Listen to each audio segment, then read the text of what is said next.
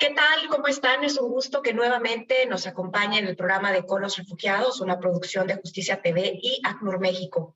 En esta emisión vamos a hablar de un tema que para muchas personas a lo mejor es bastante complejo, otras personas podrían manejar muy bien el concepto, y es hablar sobre la protección complementaria. Vamos a conversar con expertos en el tema y quiero, sin mayor atraso, presentarles a nuestros panelistas para esta emisión. Nos acompaña Cintia Pérez Trejo, ella es directora general de COMAR, la Comisión Mexicana de Ayuda a Refugiados. Cintia, muchísimas gracias por acompañarnos en esta emisión de Con los Refugiados. Gracias a ti, Angie, por la invitación. Buenos días. Buenos días. También nos acompaña Sandra Álvarez Orozco. Ella es coordinadora de atención y servicios en Sin Fronteras IAP. Bienvenida, Sandra. Muchas gracias a todas y gracias por la invitación, Angie. Y bueno, también nos acompaña Uriel Salas Segovia. Él es mi colega en el ACNUR, oficial asistente de enlace para ACNUR México. Buen día, Uriel. Gracias por estar acá también. Buenos días a todos y a todas. Gracias. Bueno, ustedes saben que el tiempo es muy corto y este tema, igual que muchos otros, pues también tiene mucho que abarcar, ¿no? Hay muchos conceptos que deberíamos de entender. ¿Y por qué queremos tocarlo? Bueno, porque es importante diferenciar la protección complementaria de la condición de refugiado en las personas o de las solicitudes de asilo. ¿Cuál es la diferencia? ¿Cuáles son los perfiles que caben en un concepto y en otro? ¿Cuáles son los procesos? ¿Cómo se hace la diferenciación de los criterios? De esto vamos a hablar en este primer bloque para entender un poquito justo sobre esta diferenciación. Quiero iniciar este bloque con Uriel. ¿Qué es la protección complementaria y cuál es la diferencia entre esta y el asilo? Sí, gracias, Angélica. Pues sin lugar a dudas creo que va a ser un tema que vamos a tratar con mis colegas Cintia y Sandra a lo largo de esta conversación, pero quizás como una primera fotografía de la diferencia entre asilo y protección complementaria, pues quizás iniciar señalando que el asilo es una institución genérica, es la institución genérica de protección a las personas que huyen de sus países, ¿no? por cuestiones de persecución, para salvar sus vidas, su libertad, su seguridad, su integridad personal, y engloba dos figuras, que es la condición de refugiado y el asilo político, ¿no? La Corte Interamericana de Derechos Humanos, en la opinión consultiva 2518, aborda ampliamente cuál es el contenido del derecho de asilo, resaltando precisamente eso, que el asilo es un derecho humano,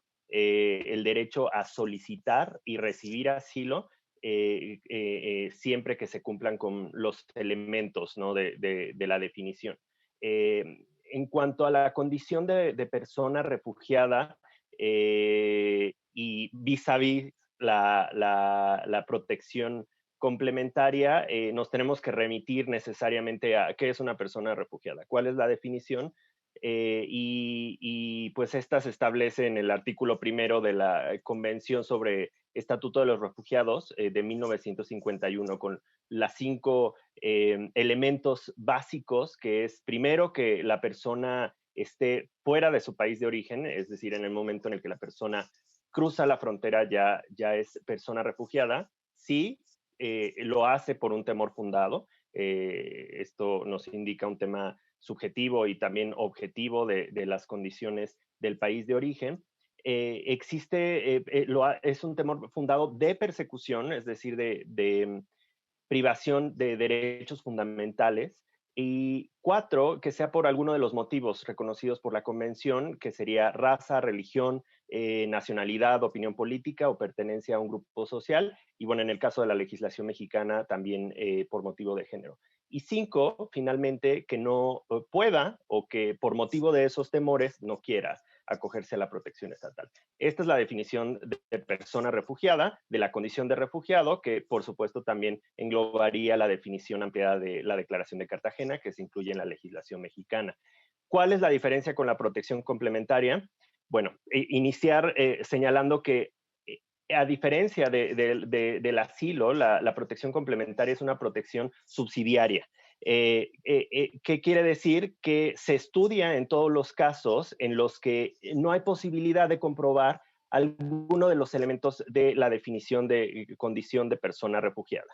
Y resaltar que esta protección complementaria tiene origen en el principio de no devolución desde el derecho internacional de los derechos humanos, y particularmente dos obligaciones. La primera es el derecho a la vida y de no devolver a una persona a su país de origen cuando exista un riesgo a su vida. O dos, cuando hay posibilidad de, si se devuelve a esta persona, pues pueda ser víctima de tortura o otros tratos crueles, inhumanos o degradantes, ¿no? Ahí sería interesante ahondar en qué es tortura, qué es otro trato, penas crueles, inhumanos o degradantes, que pues sí establecen elementos bien específicos de la definición relacionados con el nivel de intensidad, con dolores o métodos tendientes a anular la personalidad de la víctima, que tienen una finalidad abierta en el caso de la tortura, un agente estatal. Y pues bueno, varias diferencias que existen entre estos dos conceptos, ¿no? Relacionados básicamente con el propósito y el nivel de indefensión de las personas.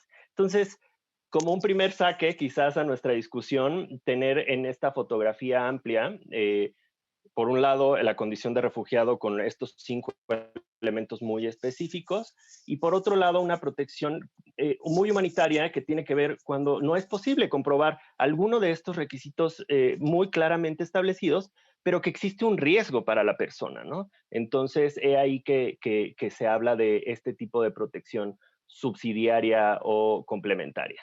Muy bien, muchas gracias, Uriel. Bueno, sí, justo un concepto muy, digamos, puntual, muy general en este momento. Y me gustaría complementar tu intervención, Uriel, con Cintia. Cintia, a nivel nacional, digamos ya en el trabajo de terreno, pues en el día a día de la Comar, ¿cuáles serían estas diferencias entre la protección complementaria y el asilo? Mencionaba Uriel dos palabras que yo tomé nota que me parecen claves también como para entender esta diferencia. Las palabras elementos, o sea, que hay ciertos elementos, ¿no? Diferenciadores, y la palabra comprobación. Si no se comprueba, entonces A o B, ¿no? Entonces, pues ir contigo, Cintia, para que nos expliques desde la Comar cuáles serían esas diferencias bajo el marco de la legislación pues local, ¿no? Acá en México. Gracias. Sí, mira, efectivamente el hablar de protección complementaria en cuanto a diferencias con la condición de refugiado resulta bastante técnico, sobre todo porque ambas figuras lo que tienen por objetivo es proteger a las personas en contra de la devolución a un lugar en el que tenemos, después de un procedimiento y de entrevistas realizadas con ellos, la certeza de que van a sufrir una vulneración irreparable en los derechos fundamentales y que incluso hay un riesgo a la vida de las personas. Por ello es que en la práctica quizá cuando existe ya una protección por parte del gobierno de México, no hay una diferencia tan clara sobre quién fue un refugiado o quién fue una persona que recibió protección complementaria. Sin embargo, en términos de análisis o en estas cuestiones técnicas, sí existe esta diferenciación.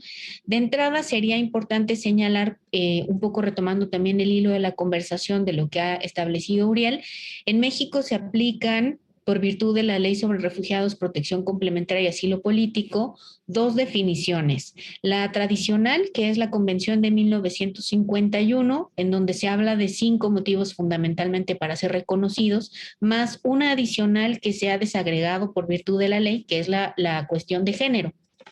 De modo que lo que la Comar va a realizar en esta primer parte del análisis a través de las conversaciones con las personas que solicitan acceso al procedimiento es justo verificar si originalmente podemos encontrar alguna línea que nos lleve a esta conexión de estos cajones de protección previstos por la Convención del 51 y poder determinar si la persona puede ser reconocida o no como refugiada en términos de esta primera definición.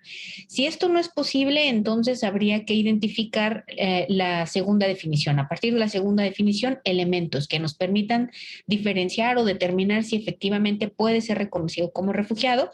Y esta segunda definición, que es una definición ampliada, como la conocemos digamos aquí en el ambiente, está contenida o se deriva de la Declaración de Cartagena.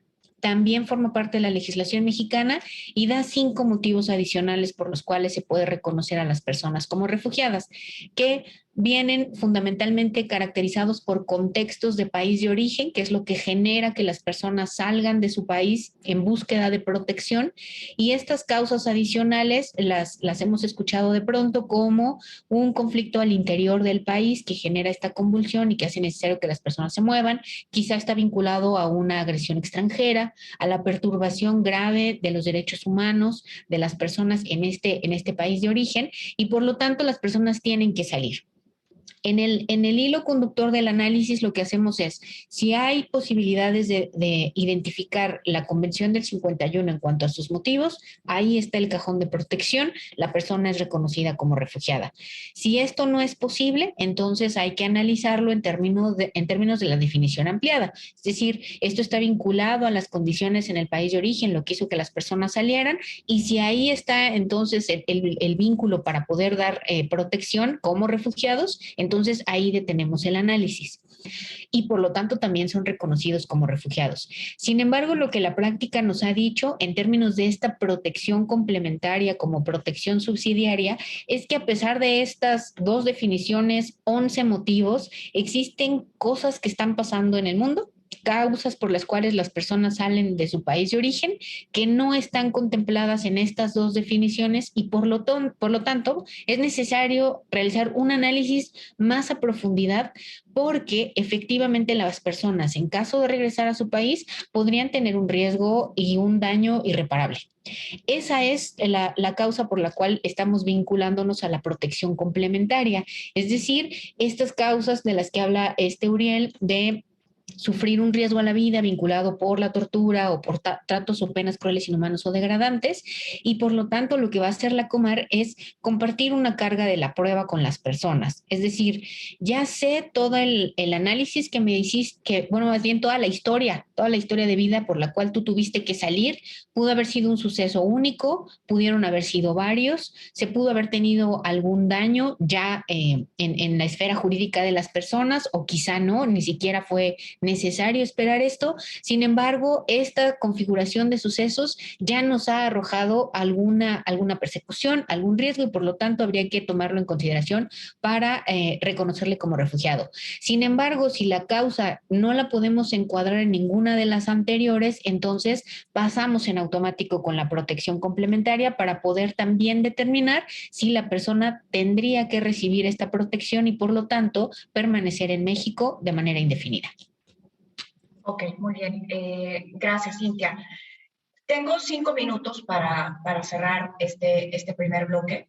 Me gustaría ir rapidito con Sandra para preguntarle sobre el rol que juega la sociedad civil, ¿no?, en el acompañamiento de las personas en esto. Sin embargo, sé que el concepto todavía tenemos que aterrizarlo un poquito más, ¿no? Y a lo mejor me queda chance para cerrar con Uriel. Sandra, voy contigo. ¿Cómo les dan ustedes este acompañamiento?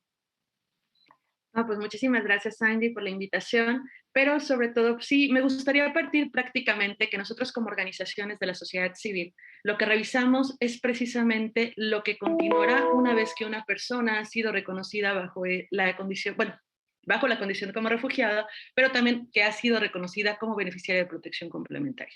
Atendiendo prácticamente lo que menciona la opinión consultiva 21, que no nos debemos de centrar exclusivamente en la situación de la persona y la identificación del riesgo, sino también considerar otro tercer factor que es sumamente importante, que es precisamente el conocimiento de las necesidades.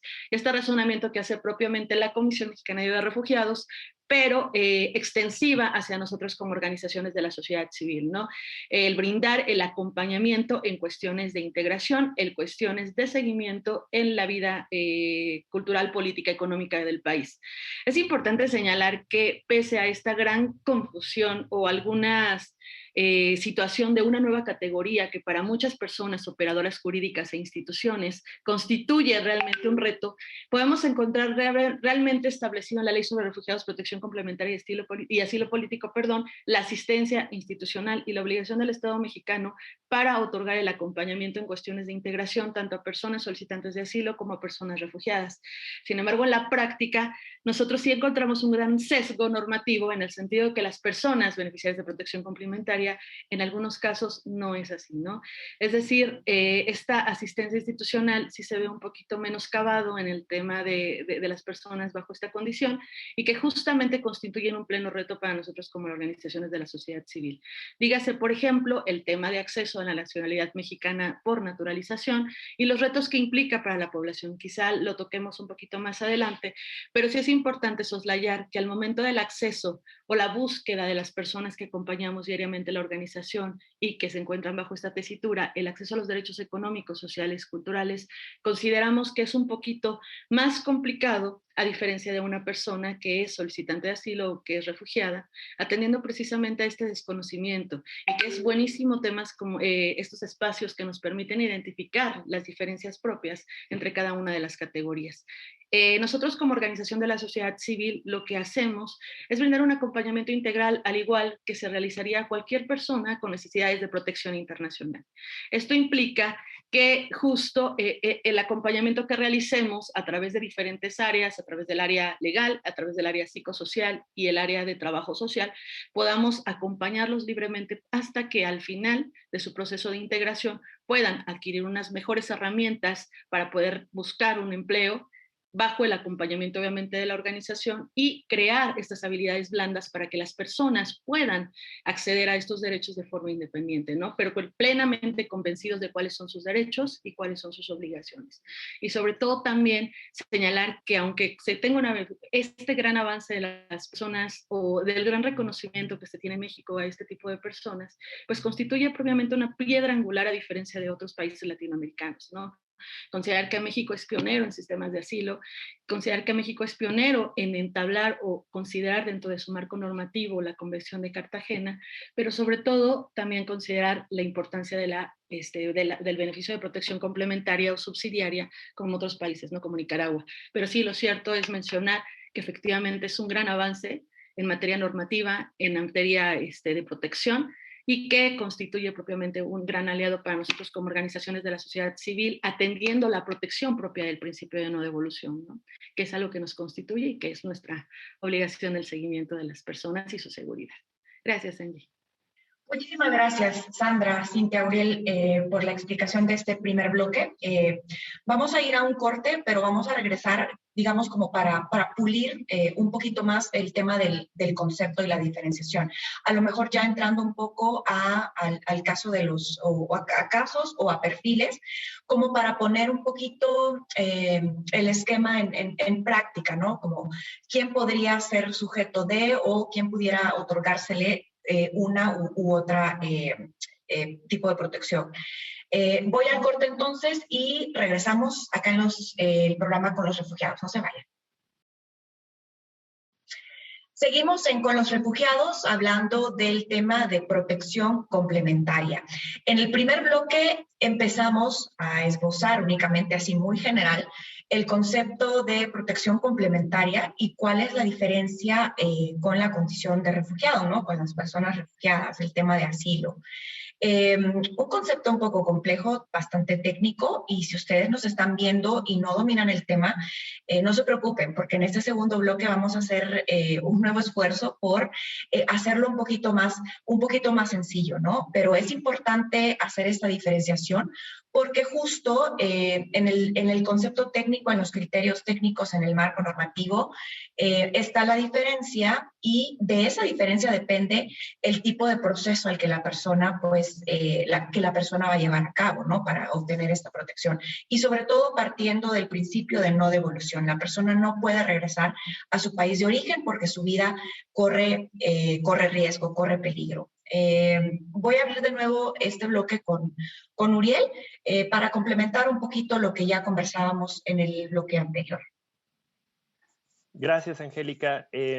Pues escuchando a mis colegas, a Sandra, a Cintia, algo que creo que es importante resaltar es, ya se ha mencionado varias ocasiones por mis colegas, por mí, el tema de que se trata de una protección subsidiaria, ¿no? Una protección complementaria. El mismo nombre lo menciona así, pero... Y esta hace referencia a dos obligaciones muy específicas de conformidad con la legislación mexicana: el derecho a la vida y la prohibición de someter a una persona a torturas o otros tratos crueles, inhumanos o degradantes, ¿no? Vinculado con el principio de no devolución desde el derecho internacional de los derechos humanos. Pero quizás es importante resaltar que no por el hecho de que una persona tenga un riesgo de ser sometida a torturas y es devuelta, automáticamente se aplica protección complementaria, ¿no?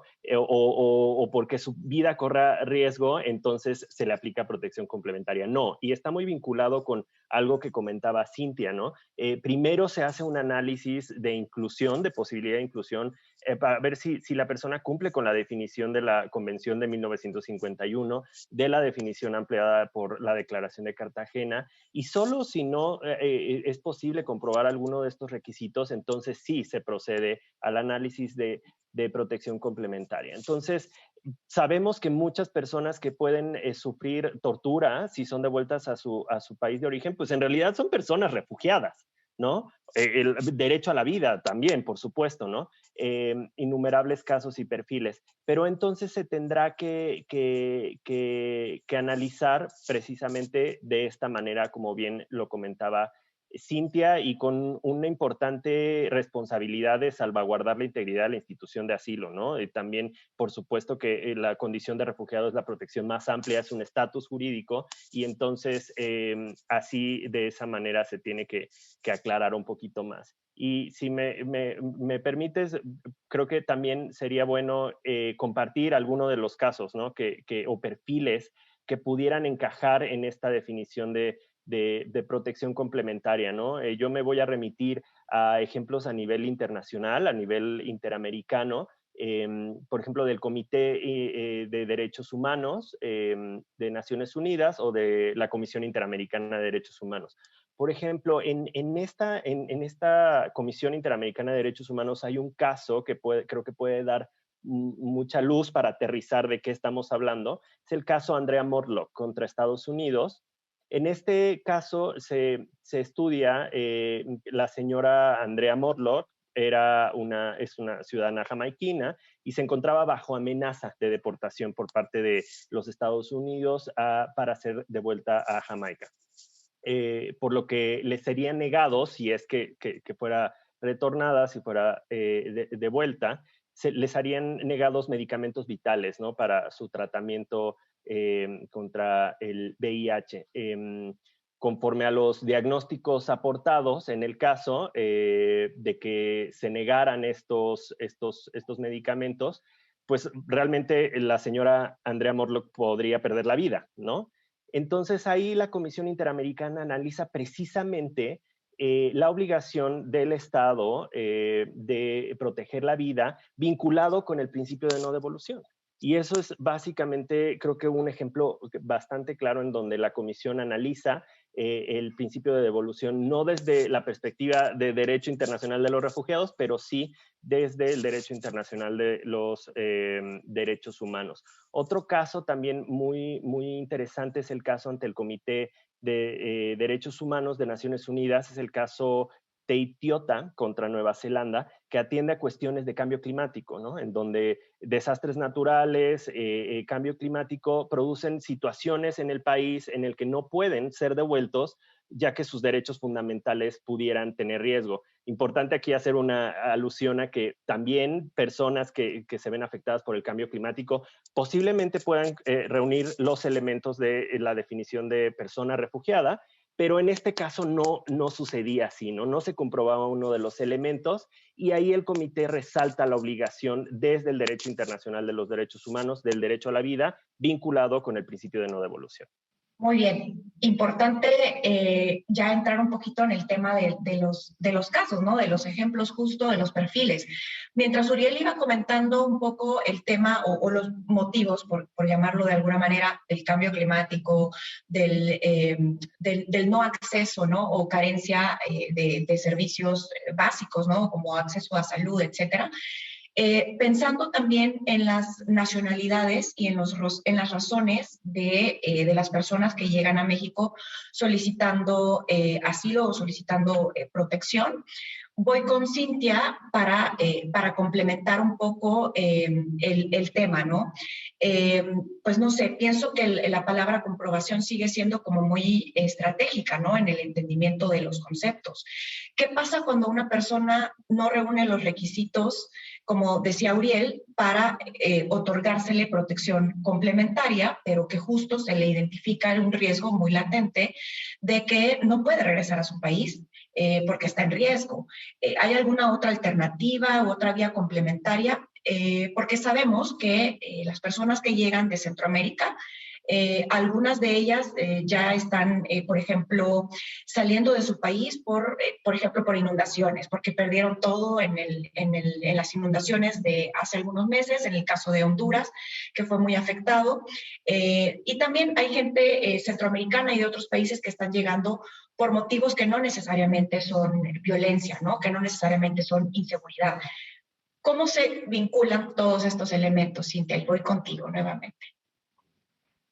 Muchas gracias. Hiciste una pregunta muy, muy interesante, tomando en consideración que a partir de los ejemplos que Uriel dio, por ejemplo, tratándose, por ejemplo, de una cuestión vinculada o derivada del cambio climático o de cuestiones ambientales que están generando movimientos de personas forzados para poder buscar una alternativa de vida, por un lado, y por la otra, condiciones médicas que hacen necesario que las personas permanezcan en un lugar distinto en el cual originalmente estaban y que requieren esta protección para poder mantener un estado de salud que además es un derecho humano adecuado para poderse conducir en un resto o en el resto de sus actividades cotidianas de manera adecuada, de manera viable.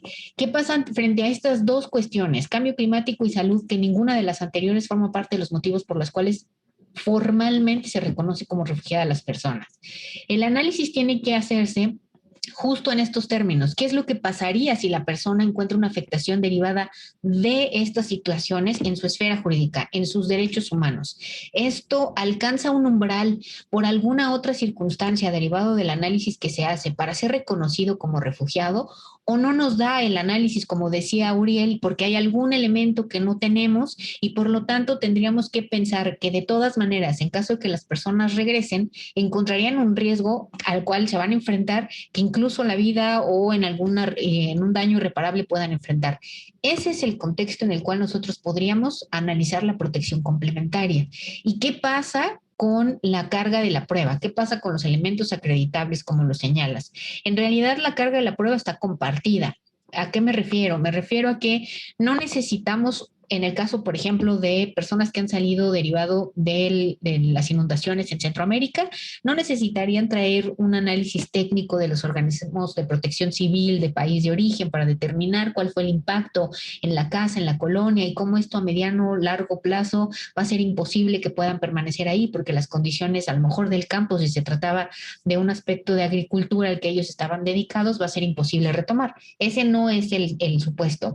El supuesto se basa en cuanto a carga de la prueba, en que nosotros en la Comar vamos a trabajar en el aspecto más básico solamente con la manifestación de las personas. La labor, al decirse que es compartida, es que también los funcionarios de la Comar tienen que buscar información adicional a través de fuentes objetivas que nos vayan diciendo cuáles son estos contextos de país de origen en el que se están desarrollando las cosas, cómo encontrar elementos en los cuales podamos contrastar la información que las personas nos están dando para así hacer una complementariedad del análisis y no pedir medios de prueba adicionales o medios de prueba con los cuales se presume que las personas no van a poder encontrar, sobre todo tomando en consideración las condiciones de salida del país. Por ello es que no solamente es hablar de una carga compartida, sino que vamos a consultar fuentes de información fiables. La Comisión Interamericana es una de ellas, no es la única. Hay informes que se utilizan incluso a nivel nacional y a nivel internacional por organismos de derechos humanos que se emiten para poder tomar en consideración estas circunstancias. De hecho, además, la Cancillería mexicana nos ayuda con la actualización de información objetiva de manera frecuente, diciéndonos son las condiciones por las que atraviesan los nacionales de diferentes nacionalidades. Y aterrizando un poco más el ejemplo, justo estoy tratando de abarcar todas las preguntas, Angie, fuiste muy ambiciosa conmigo. No, y la verdad es que quiero aprovecharles y que el tiempo es muy cortito. Y también te agrego, también para Sandra, la reunificación familiar, porque justo es como muy, digamos, es un común denominador, ¿no? También en las razones por las que la gente sale de sus países, ¿no? Y lo menciona al llegar. Continúa, por favor, Cintia. Tratándose de nacionalidades, a mí me gustaría señalar que estos análisis se hacen a todas las nacionalidades. Es decir, nosotros no vamos a tomar en consideración una particularidad para decir, es esta nacionalidad, ya sabemos que le vamos a dar protección complementaria siempre. Esta nacionalidad hay que analizar completo desde la Convención 51, Declaración de Cartagena y después protección complementaria. En realidad el análisis es el mismo. Esto que explicaba yo en mi intervención anterior es lo mismo para todas las personas. Lo que sí sabemos hoy día es que existen personas, dependiendo de los lugares o los contextos de los que están saliendo, que tienen altas tasas de elegibilidad. ¿Qué significa esto? Significa que es muy probable que por las condiciones del país que nosotros conocemos, que subsisten, por la información objetiva, por las noticias a nivel mundial, por lo que la Cancillería dice, es altamente probable que sea una persona refugiada o que tenga algunos elementos que hay que buscar para poder acreditar en esta carga de la prueba que la persona requiere protección internacional, reconocida como refugiada o como protección complementaria. De ahí que en México los perfiles que decía Uriel son en realidad son parte, yo creo que de la experiencia que se ha tomado en México, es justo personas que por condiciones de salud no pueden regresar a país de origen, porque de regresar el acceso a los servicios médicos básicos serían muy complicados y más aún no solamente básicos, sino que la condición médica que sufren las personas incluso puede ser un poco más demandante en términos de requerimientos sanitarios y por lo tanto no hay condiciones para las que pueda regresar y ese puede ser un perfil en el cual en México están recibiendo protección complementaria. Sin embargo, con este matiz que me pareció bastante importante que hizo Uriel, estamos determinando que sería protección complementaria en el análisis porque ya descartamos las otras dos definiciones. Es decir, en todos los análisis de las personas es necesario señalar si son refugiados, si no pueden ser reconocidos como refugiados y si podrían entrar en alguna de estas cuestiones de riesgos en caso de regresar al país de origen vinculadas a la protección complementaria en función de todos estos elementos. Ahora, ¿qué pasa con las personas si una vez analizado todas las cuestiones anteriores no pueden recibir protección por parte de la Comar? En términos administrativos, me refiero a la rama del derecho, lo que correspondería es un medio de impugnación, interponer un medio de impugnación en contra de la resolución de la Comar. Porque si ya pasamos el análisis de la Convención de 1951, la Declaración de Cartagena y la protección complementaria, y las personas no están conformes con su resolución o con la actuación de la Comar, lo que tienen que hacer es interponer un medio de impugnación, porque la Comar es lo único para lo que está facultada, es decir, solamente cuenta con estas atribuciones. En la normativa mexicana hay algo más, que es una condición de estancia por razones humanitarias. Sin embargo, esa no se encuentra dentro de nuestras atribuciones. Esa forma parte de las atribuciones del Instituto Nacional de Migración y en algunos años pasados, me parece que fue en el año 2008, si no recuerdo mal, se ha habilitado esta posibilidad de dar condiciones de estancia por razones humanitarias a grandes grupos de personas. Me estoy refiriendo a las personas nacionales de Haití, justo por cuestiones vinculadas a climatológicas, que vinieron a México, tuvieron esta condición de estancia o tienen incluso esta condición de estancia y con ello una serie de derechos que se habilitan de acuerdo con la legislación nacional. Ahora, en términos de protección vinculada a la reunificación familiar, ahí la ley sobre refugiados es muy particular respecto a lo que señala. Tratándose de personas que tienen la condición de refugiado, es decir, que fueron reconocidas con esta condición jurídica, pueden iniciar un procedimiento de reunificación familiar frente a la misma Comisión Mexicana de Ayuda a Refugiados, con la finalidad de que las personas lleguen a México de manera programada, ordenada, regular, segura, lleguen a México, pero por derivación se les reconozca también la condición de refugiado una vez que se encuentren aquí en México, lo cual además les habilitará otra serie de derechos. Con la protección complementaria, la ley no lo previó así.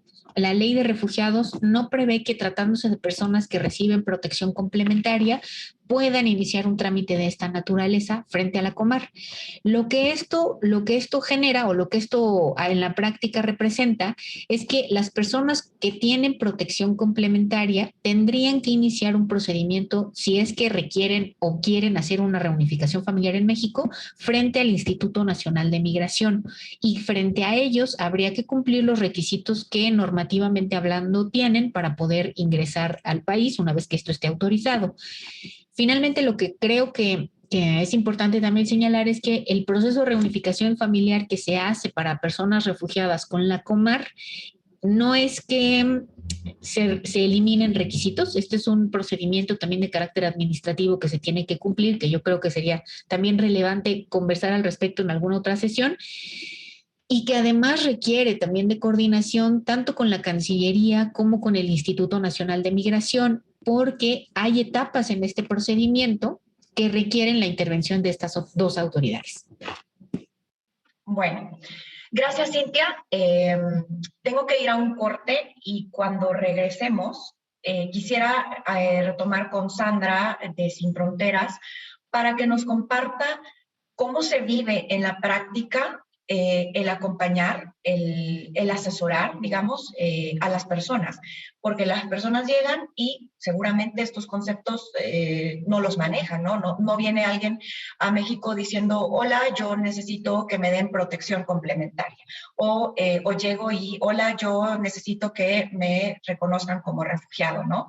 Porque justo desde el ACNUR también se ha identificado que el tema, pues, de información, el tema de reconocerse, ¿no?, como personas refugiadas, todavía no se da en la mayoría, en gran parte de la población que llega a México solicitando protección internacional, ¿no? Entonces, ¿cómo funciona esto? Al volver del corte lo vamos a abordar, retomando con Sandra. Ya venimos. Último bloque de esta emisión de Con los Refugiados, hablando sobre la protección complementaria. Y un poco manejamos ya el concepto, hemos hablado también un poquito de los perfiles y me gustaría en este último bloque iniciarlo con Sandra de Sin Fronteras. También nos acompaña Cintia, como han visto, de Comar, y Uriel, mi colega de ACNUR México, en esta ocasión. Sandra, en el bloque anterior nos quedamos con un poquito más de claridad, ¿no?, en cuanto al tema, por ejemplo, de la reunificación familiar, en el tema del cambio climático. Algunas razones por las que no necesariamente las personas se les reconoce como personas refugiadas, pero tampoco a veces es fácil comprobar algunos requisitos o criterios como para la protección complementaria. Entonces, el tema, digamos, que se va complejizando un poquito. Contigo quisiera tocar cuáles son los retos o cuáles son las brechas, ¿no? De la práctica ya. Ustedes como Sin Fronteras y otras organizaciones también asesoran, acompañan, incluso representan, ¿no? A las personas que llegan a México. ¿Cómo se vive ya en la práctica cuando ustedes atienden a esta población de interés? ¿Cómo lo viven? ¿Qué podrías compartirnos? Y también qué retos existen todavía en este tema. Muchísimas gracias, Angie. Como bien lo señalaron Cintia y Uriel en su momento, el hecho de tratar de buscar o acreditar que efectivamente una persona cumple con los criterios para poder ser reconocida como refugiado o los criterios para ser sujeto a esta protección subsidiaria, implica un análisis propio que correspondería en este caso directamente a la Comar. La labor que hacemos nosotros y que hemos realizado durante el acompañamiento a estos casos de los más de 25 años que llevamos como organización, y el acompañamiento que se hizo precisamente para las reformas a la ley de refugiados, protección complementaria y asilo político desde Sin Fronteras, implicó que el hecho de atender en una primera ratio a las personas que llegan con necesidades de protección internacional es muy complicado. El primer reto que nosotros presentamos es el hecho de detectar que las personas se puedan abrir.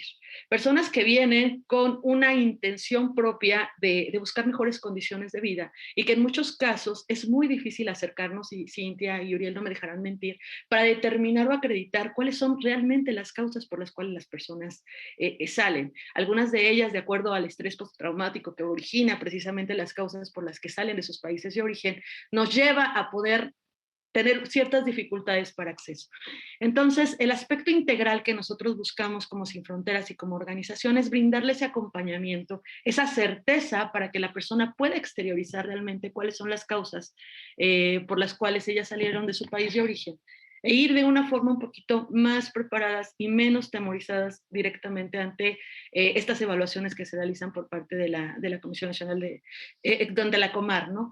Efectivamente, los grandes retos que podemos detectar es precisamente el desconocimiento. Si es difícil ser integrar una persona, el conocimiento del previo, del refugiado, mucho más para las personas que van a ser dotadas de esta protección, ¿no? Sin lugar a dudas, la gran mayoría de los casos que hemos representado se han atendido precisamente a estas dos figuras que Cintia comentó y que Uriel también en su momento, que es precisamente aquellas personas que son desplazadas por cambio climático y que llegan a tocar fronteras internacionales, ¿no? Y un ejemplo muy particular lo hemos notado precisamente lo que ocurrió con la erupción en Guatemala en 2018, donde efectivamente acompañamos a una familia, que tuvo que salir de su pueblo de Estuintla en Guatemala y que afortunadamente fue dotada bajo esta protección, ¿no? El reto primordial que obtuvimos con ellos es que la mitad de la familia se quedó en Guatemala.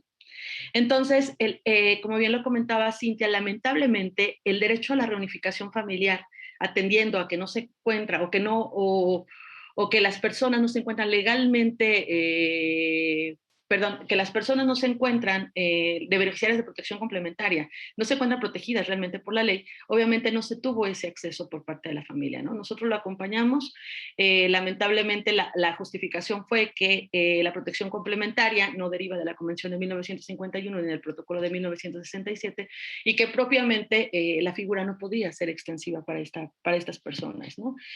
Otro de los grandes retos que también observamos y que comentaba en un inicio es precisamente el acompañamiento que implica cuando las personas desean obtener la nacionalidad mexicana por naturalización, ¿no? Y que es precisamente cuando acudimos a la Secretaría de Relaciones Exteriores y la persona no cuenta con una apostilla o que no cuenta con una acta de nacimiento apostillada. Justamente el principal reto que tenemos es que muchas veces, o más bien en el caso de personas refugiadas y solicitantes de personas refugiadas, pues prácticamente la Comar nos apoya con un oficio, ¿no? Temas de integración para poder subsanar esa parte, ¿no? También ya en materia, en cuestiones del contacto directo con la Secretaría de Relaciones Exteriores, implica también el hecho de que las personas no son subsumidas en el examen de historia y cultura mexicana, ¿no? Que a diferencia de las personas refugiadas sí se les quita esta obligación. Es un examen completamente muy difícil y que las personas estando en un periodo de 2 años en su mayoría no cuentan con los conocimientos suficientes para poder acceder. Entonces, sí es uno de los principales retos que observamos, el derecho a no honorificación familiar, y que incluso también, como bien lo comentaba Cintia, el hecho de camino que tengan las personas para poder solicitar, en este caso, la unidad familiar a través del Instituto Nacional de Migración, implica un costo también, que implica también en muchos casos que las personas aún no se han integrado de forma completa en México y que el acompañamiento para obtener o llegar a acceder a ese derecho, pues sí resulta un poquito complicado debido a las cuestiones económicas. Especialmente cuando estamos hablando de familias, donde un procedimiento está costando alrededor de 5,000, 5,500 pesos mexicanos hasta la fecha, y si estamos hablando de familias integradas por 4 personas, entonces prácticamente el reto es un poquito más complicado. En cuanto al tema de la asistencia que se brinda por parte del Instituto Nacional de Migración a las personas beneficiarias de protección complementaria, pues nos otorga también un importante beneficio en las cuestiones de que el hecho de obtener una residencia permanente es sin costo para las personas beneficiarias de protección complementaria. Sin embargo, comentaba el reto, ¿no? El acceso a la unidad familiar sí ya implica un costo adicional. En cuanto al trabajo que realizamos en la organización, como lo comentaba, es precisamente el acompañamiento, no precisamente en el procedimiento de reconocimiento de la condición de refugiado y la posibilidad de obtener a esto, porque afortunadamente hemos tenido muy buena sensibilidad y sobre todo conocimiento y análisis oportuno de cada uno de los casos por parte de la Comar. Sin embargo, los retos y los obstáculos que representamos día a día con este tipo de personas van destinadas a organizaciones, a instituciones extraordinarias que no dependen directamente misma de la Comar, ¿no? Como mencionaba, de la Secretaría de Relaciones Exteriores, también en gran medida por parte de algunos operadores jurídicos, o también el acceso a algunas instituciones, ¿no? Que impiden el acceso a los derechos económicos, sociales, culturales de las personas, el acceso en temas de integración para obtener una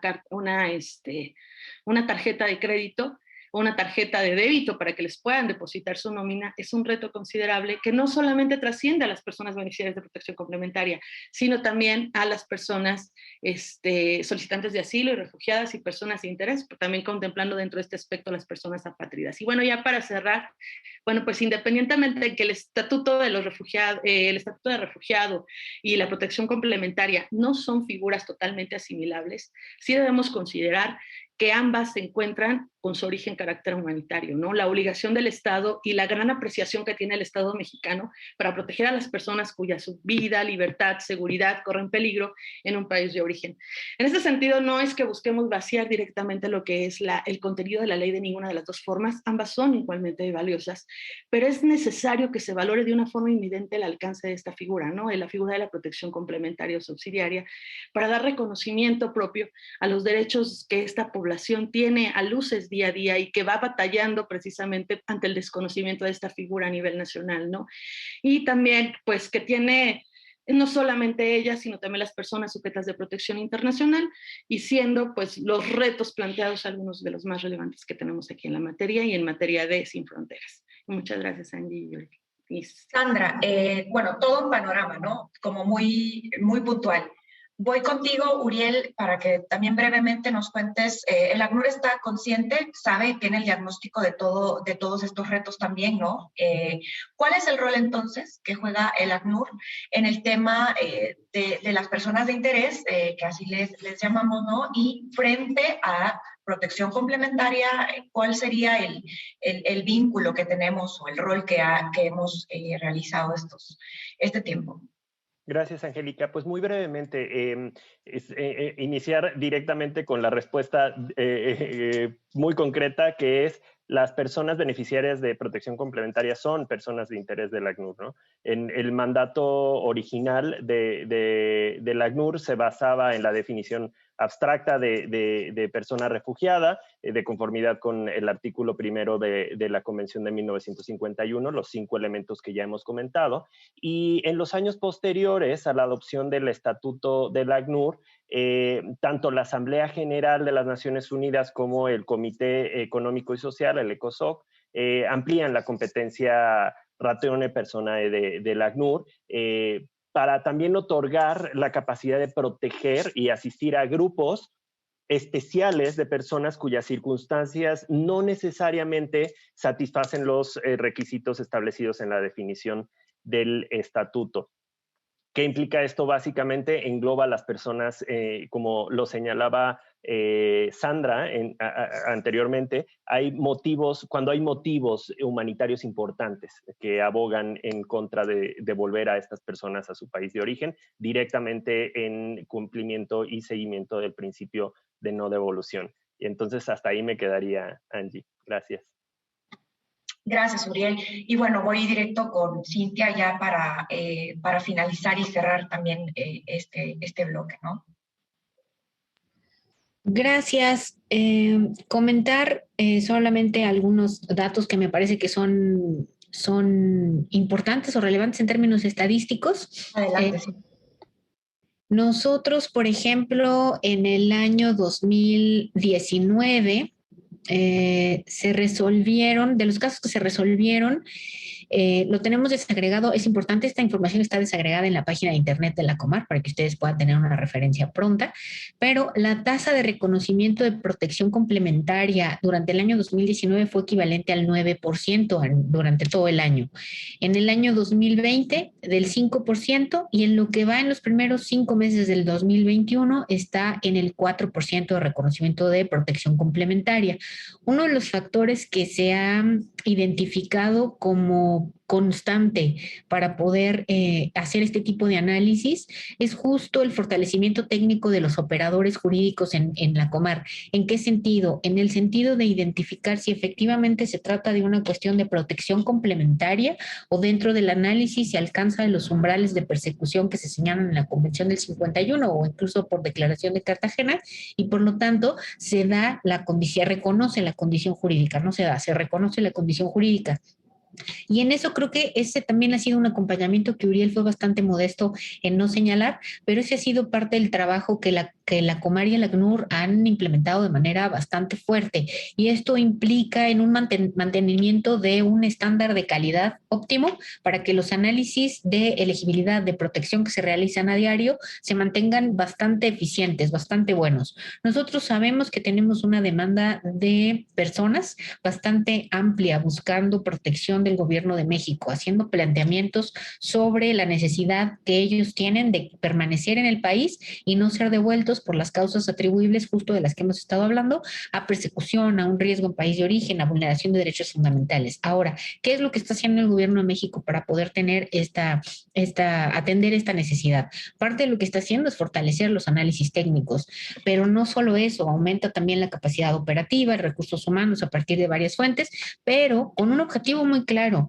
Quien es una persona refugiada, el hecho de que se le considere como protección complementaria, eso también podría ser ya una interpretación de derechos, de vulneración de derechos fundamentales. Por ello es que los análisis técnicos, la capacitación y el fortalecimiento de las capacidades que se tienen en la Comar es bastante relevante. De hecho, parte de la labor o de los planes que se tienen desde el 2019-2021 con el ACNUR ha sido justo en echar una muy buena parte del recurso en capacitación, en fortalecimiento de algo que se llama calidad en términos generales, y por lo tanto lo que nosotros hemos identificado es que sí hay causas por las cuales las personas son reconocidas como beneficiarias de protección complementaria por estos elementos que hemos mencionado a lo largo de este programa. Sin embargo, también hemos identificado algunas situaciones en las cuales las personas, por los análisis o por estas causas que la misma Sandra señala de un poco de estrés postraumático o por no tener la capacidad de explicar por completo las causas o la vinculación de los hechos por los cuales ellos consideran que debieron de haber salido de país de origen, que en realidad lo que hace es un esquema de persecución bastante claro desde la perspectiva de un análisis técnico, y por lo tanto se les da la condición de refugiado y no protección complementaria. Por ello es que en términos del análisis resulta bastante conveniente reiterar: la protección complementaria no se pide, la protección complementaria no se solicita por parte de las personas extranjeras, es un análisis que se hace de manera cotidiana en todos aquellos supuestos en los cuales veces las personas que están siendo entrevistadas no reúnen los requisitos para ser reconocidas como refugiadas. Y por ello, al final, se hace todo este análisis para determinar si existe también esta posibilidad de ser reconocidas, pero en este ámbito de protección subsidiaria, es decir, protección complementaria. Finalmente, señalarles que la tasa de elegibilidad ya en conjunto, es decir, personas que son reconocidas como refugiadas, pero que también ya tienen protección complementaria, es decir, las dos formas de protección por parte del Gobierno de México, durante estos primeros 5 meses del año ha alcanzado una tasa de elegibilidad equivalente al 77% de los casos que han sido resueltos a lo largo de este año. Por ello es que dentro de las actividades que se realizan de parte de la Comisión Mexicana de Ayuda a Refugiados, sí es poner énfasis en cuanto a la capacitación y el fortalecimiento técnico de los análisis que nosotros estamos haciendo, porque son dos elementos. Sí hay que tramitar, sí hay que resolver, sí hay que atender la necesidad que tenemos, que es bastante grande, pero hay que mantener un análisis de calidad para poder determinar quiénes son y quiénes merecen esta protección en términos de protección como refugiado o protección complementaria. Muchísimas gracias, Cintia. Sí, fuiste muy puntual. Me queda todavía un minuto para Sandra cerrar con algún material o con algún comentario que quieras agregar. Pues muchísimas gracias, y justo nada más entablar que este año estamos cumpliendo 25 años como organización, y en el marco de esto les hacemos también una gran invitación para el premio Sentencias, que va a tener verificativo a finales de este año. Si tienen algunas sentencias emblemáticas que puedan contribuir especialmente, o que han contribuido en el acceso a derechos a las personas en situación de movilidad, pues bienvenidos. Que desde Sin Fronteras también estamos en la posibilidad de seguir acompañando estos casos, de seguir impulsando la figura de las personas, lo del acceso a derechos que tengan las personas beneficiarias de protección complementaria, y que justamente dentro de esto los grandes retos que empleamos sean plenamente subsidiados. Muchísimas gracias y estamos. Uriel, un comentario final antes de cerrar esta emisión. Muchas gracias, Angie. Únicamente reiterar, ¿no?, la necesidad de que las personas que se ven obligadas a salir de su país de origen, que se ven forzadas a dejar sus medios de subsistencia, incluso sus familias, como se ha comentado acá, tengan acceso a esta protección, ¿no?, a la protección de asilo, a ejercer su derecho a solicitar y recibir asilo, y por supuesto resaltar la importancia que tiene este tipo de protecciones subsidiarias complementarias para asegurar el cumplimiento de otras obligaciones muy claras a nivel internacional de los estados en la protección a la vida y la integridad personal de las personas, de los seres humanos. Y muchas gracias, Angie. Gracias. Ya hoy sí terminamos esta emisión. El tiempo ha pasado súper rápido. Les agradezco mucho a Sandra de Sin Fronteras, a Cintia también de Comar y a Uriel de ACNUR México por habernos acompañado y participado en este programa. Gracias a ustedes también por haber sintonizado esta emisión de Con los Refugiados, y no se pierdan la próxima emisión. Hasta luego.